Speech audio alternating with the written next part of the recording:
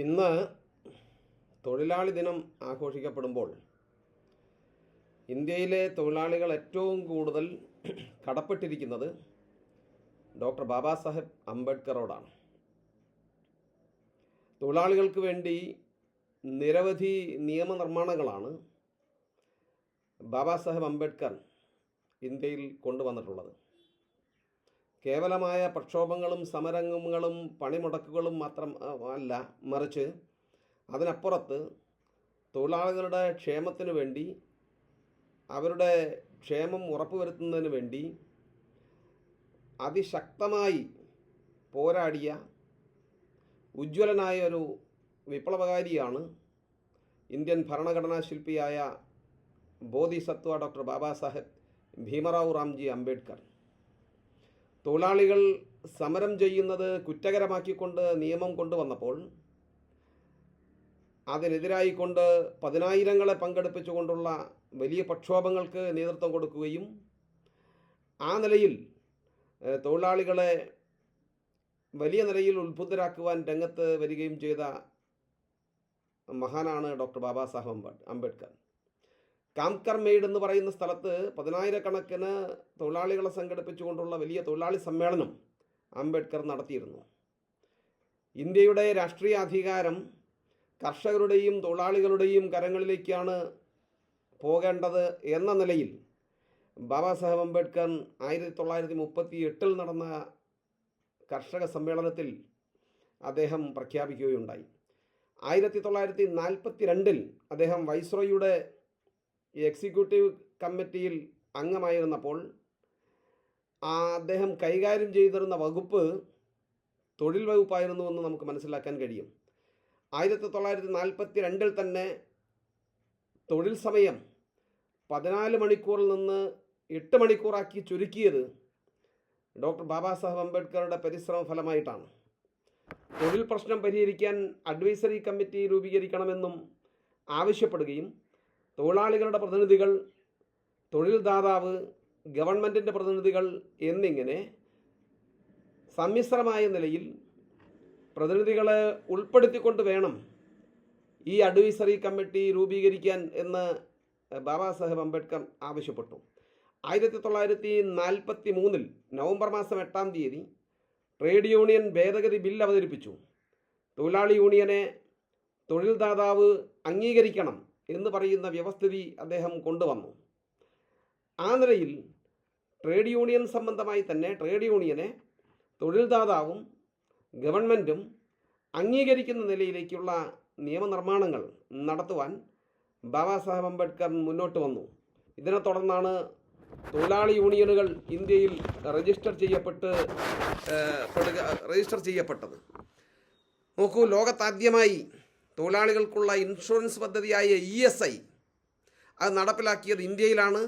ഇതിനാവശ്യമായ നിർദ്ദേശങ്ങൾ സമർപ്പിച്ചത് ഡോക്ടർ അംബേദ്കറാണ്. ഇതിൻ്റെ അടിസ്ഥാനത്തിലാണ് മെഡിക്കൽ ഇൻഷുറൻസും മെഡിക്കൽ ലീവ് ബെനിഫിറ്റും അപകട ഇൻഷുറൻസും ഇതെല്ലാം നമ്മുടെ രാജ്യത്ത് നിലവിൽ വന്നത്.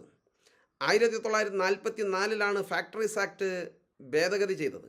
ഇതിലൂടെ തൊഴിലാളികൾക്ക് ഏൺഡ് ലീവ്, അവധി ദിനത്തിൽ തന്നെ വേതനം നൽകുന്ന സംവിധാനം, 7 ദിവസത്തെ അവധി എന്നിവ ഇതിലൂടെയാണ് ലഭിക്കുന്നത്.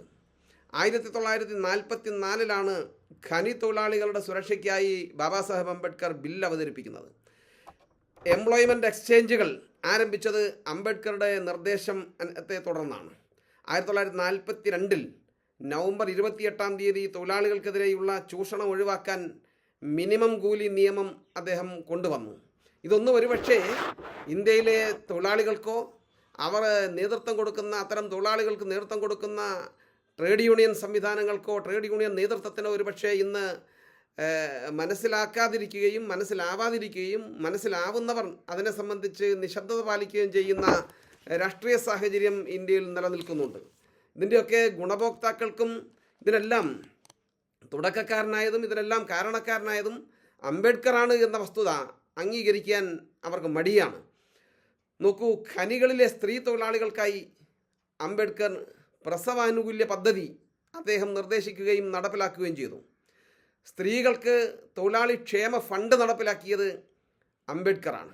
സ്ത്രീകൾക്കും കുട്ടികൾക്കുമായി തൊഴിൽ സംരക്ഷണ നിയമം ഇന്ത്യയിൽ നടപ്പിലാക്കിയതും കൊണ്ടുവന്നതും ഡോക്ടർ അംബേദ്കറാണ്.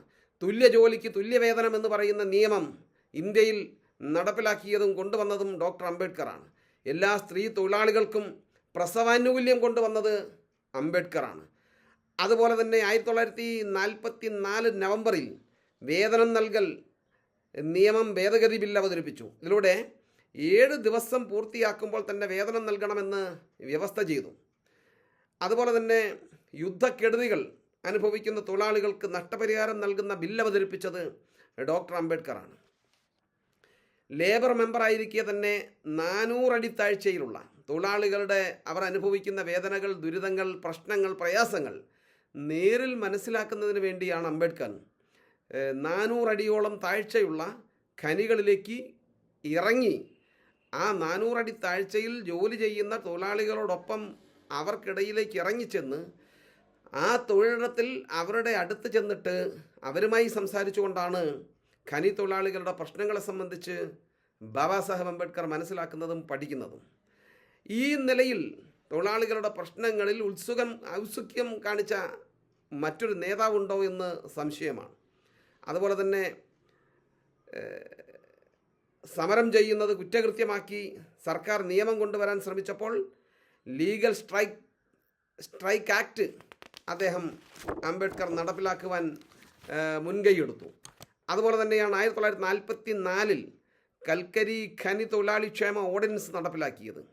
ഇതിലൂടെ ഖനി തൊഴിലാളികൾക്ക് സുരക്ഷിതമായ പാർപ്പിടം, ജലവിതരണം, അലക്കാനുള്ള സൗകര്യം, കുട്ടികൾക്ക് വിദ്യാഭ്യാസ സൗകര്യം, അതുപോലെ തന്നെ പോഷകാഹാരം ലഭ്യമാക്കൽ തുടങ്ങിയ നിരവധി ക്ഷേമ പദ്ധതികളാണ് നടപ്പിലാക്കപ്പെട്ടത്. ഇന്ത്യയിൽ ശമ്പള പരിഷ്കരണം നടപ്പിലാക്കിയത് ഡോക്ടർ അംബേദ്കറുടെ നിർദ്ദേശത്തെ തുടർന്നാണ്. ലേബർ കമ്മീഷൻ രൂപീകരിക്കുവാനും അംബേദ്കറാണ് മുൻകൈയെടുത്തത്.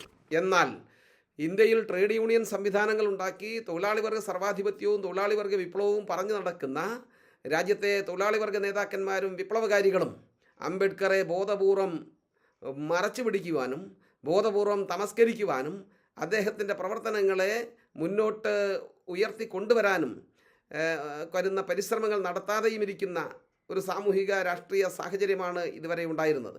എന്നാൽ അതിനെ മറികടന്നുകൊണ്ട് ഇന്ത്യയിലെ പൊതുസമൂഹം, വിശേഷിച്ചും സമൂഹത്തിൽ പതിതരാക്കപ്പെട്ടവർ അംബേദ്കറെ ഇന്ന് വായിക്കുവാനും സ്വതന്ത്രമായ നിലയിൽ ഉൾക്കൊള്ളുവാനും അംബേദ്കർ ചെയ്തിരിക്കുന്ന ഇത്തരം പ്രവർത്തനങ്ങളെ മനസ്സിലാക്കുവാനും ആ മനസ്സിലാക്കലിൻ്റെ അടിസ്ഥാനത്തിൽ അംബേദ്കറെ ഉൾക്കൊള്ളുവാനും ഇന്ന് തയ്യാറായിട്ടുണ്ട്. ഇന്ത്യയിൽ നടന്നത് തൊഴിലാളികളെ അവരുടെ യഥാർത്ഥ പ്രശ്നങ്ങളിൽ നിന്നും മാറ്റി അവരുടെ കേവലം കൂലി വർധനവിനോ കേവലം ബോണസിനോ അലവൻസിനോ വേണ്ടി മാത്രം ചെയ്യുന്ന ജാഥ തൊഴിലാളികൾ കൂടിയാക്കി മാറ്റുന്ന പ്രവർത്തനമാണ് ഇന്ത്യയിൽ ട്രേഡ് യൂണിയൻ സംവിധാനങ്ങളെല്ലാം, മനുവാദികളാൽ നേതൃത്വം നൽകുന്ന ഈ ട്രേഡ് യൂണിയൻ സംവിധാനങ്ങളെല്ലാം നടപ്പിലാക്കി പോന്നത്. ഈ സ്ഥിതിവിശേഷം ഇന്ന് മാറാൻ പോവുകയാണ്. ഇനി യഥാർത്ഥത്തിൽ ഈ ഇന്ത്യയിലെ തൊഴിലാളികൾക്ക് വേണ്ടി ക്ഷേമ പ്രവർത്തനങ്ങൾ നടത്തിയ ഡോക്ടർ അംബേദ്കറെ ഇന്ന് തൊഴിലാളികൾ വായിക്കുവാനും മനസ്സിലാക്കുവാനും തുടങ്ങി എന്നുള്ളത് വളരെ പ്രതീക്ഷയ്ക്ക് വക നൽകുന്ന സംഗതിയാണ്. ആ നിലയിൽ ഇന്ന് ഈ തൊഴിലാളി ദിനത്തിൽ ഇന്ത്യയിലെ തൊഴിലാളി സമൂഹം ഏറ്റവും കടപ്പെട്ടിരിക്കുന്നത് ബാബാ സാഹേബ് അംബേദ്കറോടാണ് എന്ന് പറയുവാൻ ഞങ്ങൾക്ക് വലിയ അഭിമാനമുണ്ട്. തീർച്ചയായും തൊഴിലാളി ദിനം ആഘോഷിക്കുന്ന ഈ വേളയിൽ സമൂഹത്തിലെ ഏറ്റവും അടിത്തട്ടിൽ ഉള്ള തൊഴിലാളി സമൂഹത്തിന്, എല്ലാ തൊഴിലാളികൾക്കും, തൊഴിലെടുക്കുന്നവർക്കും അഭിനന്ദനങ്ങൾ അർപ്പിച്ചുകൊണ്ട്, അഭിവാദ്യങ്ങൾ അർപ്പിച്ചുകൊണ്ട് അവസാനിപ്പിക്കുന്നു. ജയ് ഭീം, ജയ് ഭാരത്.